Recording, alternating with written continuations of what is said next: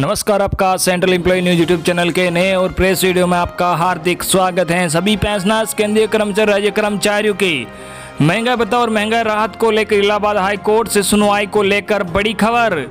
तो बने रहे वीडियो को लास्ट तक जाने पूरी खबर को। वही सैनिकों की पेंशन को लेकर भी कुछ खबरें आई हैं। तो वीडियो में न्यूज की ओर आगे बढ़ते हैं। इससे पहले अगर आपने अभी तक भी इस वीडियो पर एक लाइक नहीं किया तो एक लाइक कर दीजिए, क्योंकि आपका एक लाइक ही हमारी मेहनत का फल होता है।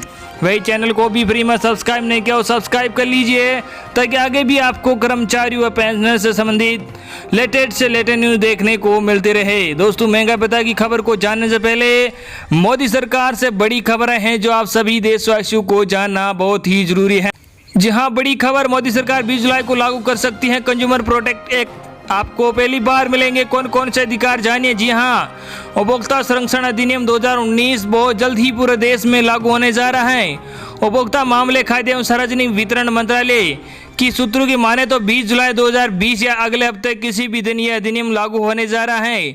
नया कानून उपभोक्ता संरक्षण अधिनियम 1986 का स्थान लेगा।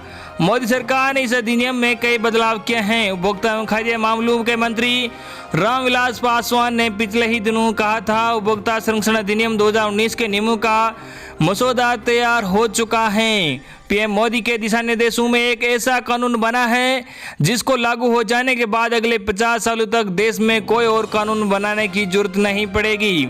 कितना असरदार होगा नया उपभोक्ता संरक्षण अधिनियम 2019? बता दें कि पहले इस नियम कानून को जनवरी महीने में लागू करना था, लेकिन किसी कारण से लागू नहीं हो सका। फिर डेट बढ़ाकर मार्च महीने में कर दिया गया। मार्च महीने से देश में कोरोना का प्रकोप शुरू हो गया और फिर लॉकडाउन लगने के कारण इसे लागू नहीं किया गया था। अब इस कानून के लागू हो जाने के बाद उपभोक्ताओं से संबंधित शिकायतों पर तुरंत कार्रवाई शुरू हो जाएगी। खासकर अब ऑनलाइन कारोबार में उपभोक्ताओं के हितों की अनदेखी कंपनियों पर भारी पड़ सकती हैं। भ्रामक विज्ञापन पर होगी कार्रवाई। नए कानून में उपभोक्ताओं को भ्रामक विज्ञापन जारी करने पर भी कार्रवाई की जाएगी। नए उपभोक्ता कानून आने के बाद उपभोक्ता विवादों को समय पर प्रभावी और त्वरित गति से निपटारा किया जा सकेगा। नए कानून के तहत उपभोक्ता अदालतों के साथ साथ एक केंद्रीय उपभोक्ता संरक्षण प्राधिकरण बनाया गया। इस प्राधिकरण का गठन उपभोक्ता के हितों की रक्षा कठोरता से इसके लिए की गई है। नए कानून में उपभोक्ता किसी भी सामान को खरीदने से पहले भी उस सामान की गुणवत्ता की शिकायत CCPA में कर सकते हैं। मामला दर्ज कराने में आसानी, कंज्यूमर प्रोटेक्ट एक्ट 2019 लागू हो जाने के बाद उपभोक्ता किसी भी उपभोक्ता न्यायालयों में मामला दर्ज करा सकेगा। अगली बड़ी खबर, भारत में कोविड-19 संक्रमितों की संख्या 10 लाख के करीब। एक दिन में 32,000 से अधिक मामले सामने आए। जी, आपको बता दें कि भारत में पहली बार एक दिन में कोविड-19 के 30,000 से अधिक मामले सामने आने के बाद गुरुवार को संक्रमण के मामले बढ़कर 9,68,876 पर पहुंच गए, जबकि 606 लोगों की मौत के साथ अब तक 24,915 लोग जान गंवा चुके हैं। केंद्रीय स्वास्थ्य मंत्रालय के सुबह 8 बजे तक जारी आंकड़ों के अनुसार देश में एक दिन में कोरोना वायरस संक्रमण के 32,695 मामले सामने आए हैं। इस संक्रामक रोग से 6,12,814 लोग स्वस्थ हो चुके हैं, जबकि 3,31,140 लोग अभी भी संक्रमित हैं। एक अधिकारी ने बताया कि अभी तक करीब 63.25% मरीज स्वस्थ हो चुका है। संक्रमण के कुल मामलों में विदेशी नागरिक भी शामिल है। पिछले 24 घंटे में जिन 606 लोगों की मौत हुई है, उनमें से 233 की महाराष्ट्र, 86 की कर्नाटक, 68 की तमिलनाडु, 44 की आंध्र प्रदेश, 41 की दिल्ली, 29 की उत्तर प्रदेश, 20 की पश्चिम बंगाल, 11 की जम्मू कश्मीर और तेलंगाना, 10 की गुजरात और 9 लोगों की मध्य प्रदेश में मौत हुई है। पंजाब में 8 लोगों ने जान गंवाई है, जबकि हरियाणा में 7, असम और बिहार में 6, राजस्थान में 5, ओडिशा और पुडुचेरी में 3, झारखंड में 2, जबकि चंडीगढ़, केरल, त्रिपुरा और दादर नगर हवेली तथा दमन और दीव में एक व्यक्ति की मौत हुई है। अगली बड़ी खबर, सेना के जवानों को मोदी सरकार का तोहफा। अब 10 साल से कम सेवा वाले सैनिकों को भी मिलेगी पेंशन। जी, आपको बता दें कि केंद्र की मोदी सरकार ने भारत सेना के जवानों को बड़ा तोहफा दिया है। रक्षा मंत्रालय ने एक बड़ा फैसला लेते हुए सशस्त्र सेना के उन जवानों को भी पेंशन देने की अनुमति दी है जिन्होंने 10 साल से कम सेवा दी है। इससे पहले 10 साल से कम समय तक सेना में अपनी सेवा देने वाले जवान पेंशन के लिए पात्र नहीं होते थे। रक्षा मंत्रालय ने बुधवार को जानकारी दी कि केंद्र सरकार अब तक 10 साल अथवा उससे ज़्यादा समय तक सेवा देने वाले जवानों को पेंशन का लाभ देती रही है। लेकिन अब सरकार सशस्त्र सेना में 10 साल से कम सेवा देने वाले जवानों को भी पेंशन देने का फैसला किया है। ये ऐसे जवान हैं जिन्हें जख्मी होने अथवा मानसिक कमजोरी के कारण सेना की सेवा छोड़नी पड़ी है। रक्षा मंत्री ने दी मंजूरी। रक्षा मंत्री ने अभी इस प्रस्ताव को मंजूरी दी। जो जवान 4 जून 2019 अथवा उसके बाद तक सेवा में थे, उन सभी जवानों को इस फैसले का लाभ मिलेगा। मंत्रालय ने बुधवार को बताया कि 10 साल से कम समय की सेवा देने वाले सशस्त्र बलों के कार्मिकों को असक्त पेंशन देने का फैसला किया गया है। रक्षा मंत्रालय ने जानकारी दी कि हटा दिए गए सेना के कार्मिकों को भी इस पेंशन का लाभ मिलेगा। इसमें कहा गया है कि सेना के किसी जवान ने 10 साल से कम सेवा की है और किसी शारीरिक अथवा मानसिक कमजोरी की वजह से अमान्य करार दिया गया है, उन्हें भी इस फैसले का लाभ मिलेगा।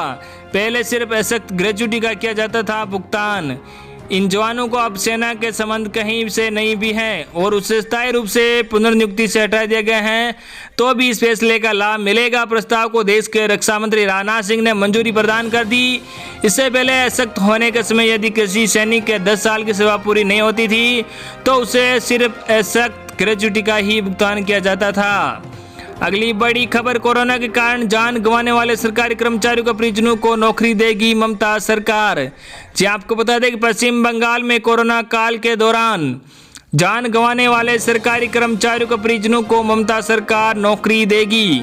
राज्य में कोरोना से अब तक 12 कर्मचारियों की मौत हो चुकी है। मुख्यमंत्री ममता बनर्जी ने बुधवार को ऐलान किया कि उनकी सरकार कोविड-19 के खिलाफ लड़ाई के दौरान ड्यूटी का निर्वहन करते हुए जान गंवाने वाले राज्य के सरकारी कर्मचारियों को परिजनों को नौकरी देगी। उन्होंने कहा कि कोरोना वायरस संक्रमण के कारण राज्य सरकार के कम से कम 12 कर्मचारियों की मौत हो चुकी है। बनर्जी ने कहा कि राज्य सरकार मृत कर्मचारी, चिकित्सकों, पुलिस कर्मियों और स्वास्थ्य कर्मचारियों को मरणोपरांत पदक और प्रमाण पत्र के साथ सम्मानित भी करेगी। मंगलवार को जारी हुए कोविड-19 बुलेटिन के अनुसार राज्य में स्थिति और भी खराब हो गई है। यहां कंटेनमेंट जोन की संख्या 512 से बढ़कर 605 होने की संभावना है। वही सूत्रों के मुताबिक पिछले 24 घंटों में राज्य में कोविड-19 के कारण कम से कम 24 लोगों की मौत हुई है। वहीं अब तक सामने आए मामलों की संख्या 32,834 है। प्रशासन ने राज्य के सभी कंटेनमेंट जोन में 3 दिन के लिए पूर्ण लॉकडाउन अवधि बढ़ाने का निर्णय लिया है, यानी कि अब रविवार तक लॉकडाउन रहेगा। कोलकाता के करीब इलाके बरसात में गुरुवार को अगले 7 दिनों के लिए पूर्ण लॉकडाउन रहेगा। अगली बड़ी खबर, बिहार में आज से 15 दिनों तक कंप्लीट लॉकडाउन। क्या खुलेगा, क्या रहेगा बंद, जानिए गाइडलाइंस को। बिहार में कोरोना वायरस के बढ़ते मामलों को देखते हुए नीतीश कुमार सरकार ने एक बार फिर से कंप्लीट लॉकडाउन घोषित किया है। ये लॉकडाउन आज से शुरू हो गया है, जो कि 15 दिनों तक रहेगा। 16 से 31 जुलाई तक लॉकडाउन में सरकार ने कई सेवाओं पर रोक लगाई है। इसके लिए सरकार की ओर से गाइडलाइंस भी जारी की गई हैं। इस दौरान कौन सी दुकानें खुलेगी, यातायात आदि सभी को लेकर तैयारी की गई है। लॉकडाउन के मद्देनजर राजधानी पटना में प्रशासन ने कई जरूरी कदम उठाए हैं। कंटेनमेंट जोन में विशेष सख्ती रहेगी। इन इलाकों में केवल इमरजेंसी सेवा से जुड़े वाहन ही चल सकेंगे। आइए जानते हैं कि पटना समेत सूबे में लॉकडाउन में क्या क्या खुलेगा, क्या रहेगा बंद। पटना में जिला प्रशासन की का सख्ती। राजधानी पटना में कोरोना के बढ़ते संक्रमण को देखते हुए जिला प्रशासन ने कई अहम फैसले लिए हैं। पटना के 114 इलाकों में गाड़ियों के परिचालन पर रोक लगाई गई है। इन इलाकों में ऑटो रिक्शा भी नहीं चलेंगे, केवल इमरजेंसी सेवा से जुड़े वाहन ही चलेंगे। कंटेनमेंट जोन में भी वाहनों पर प्रतिबंध लगाए गए हैं। लॉकडाउन के दौरान आवश्यक कार्य से जाने वालों को घर से निकलने की छूट दी गई है। जरूरी सेवाओं से जुड़े लोगों को छूट। बिहार में आज से कंप्लीट लॉकडाउन के दौरान कई क्षेत्रों में छूट दी गई है। इनमें से डिफेंस, केंद्रीय सशस्त्र पुलिस बल, लोगों से जरूरत से जुड़े सामान जैसे सीएनजी, पीएनजी, एलपीजी, पेट्रोलियम आदि को लेकर छूट रहेगी। Disaster management, power generation, post office समेत जरूरी इमरजेंसियों को छूट के दायरे में रखा गया है। Police, home guard, civil defence, forest staff, park nursery से जुड़े स्टाफ को लॉकडाउन में छूट रहेगी। अगली बड़ी खबर, सभी पेंशनर्स, केंद्रीय कर्मचारी, राज्य कर्मचारी महंगाई भत्ते को लेकर हैं। जी हां, पिछली सुनवाई में कोरोना वायरस संक्रमण के चलते सरकारी कर्मचारी और पेंशनधारियों का महंगाई भत्ता और महंगाई राहत रोके जाने को लेकर इलाहाबाद हाई कोर्ट ने राज्य और केंद्र सरकार के वित्त मंत्रालय को नोटिस देकर जवाब मांगा था। इस मामले की इलाहाबाद हाई कोर्ट में 16 जुलाई को सुनवाई होनी थी, लेकिन आज व कल इलाहाबाद हाई कोर्ट में नहीं होगा न्यायिक कार्य। जी हां, शहर में कोविड-19 के बढ़ते प्रकोप को देखते हुए इलाहाबाद हाई कोर्ट में 16 और 17 जुलाई को न्यायिक कार्य नहीं होगा, अदालत नहीं बैठेगी। इससे पहले परिसर के सैनिटाइजेशन के मद्देनजर 14-15 जुलाई को भी अदालत नहीं बैठी। अगले 2 दिन भी हाई कोर्ट में न्यायिक कार्य नहीं होगा। इस दौरान मुकदमों का भौतिक उपस्थिति या दाखिला भी नहीं होगा। महानिबंधक अजय कुमार श्रीवास्तव की ओर से इस आशय की अधिसूचना जारी की गई है। तो ये थी आपके लिए आज की बड़ी और बेहद ही महत्वपूर्ण खबरें। आई होप कि आपको आज की हमारी जानकारियां पसंद आई होगी। धन्यवाद।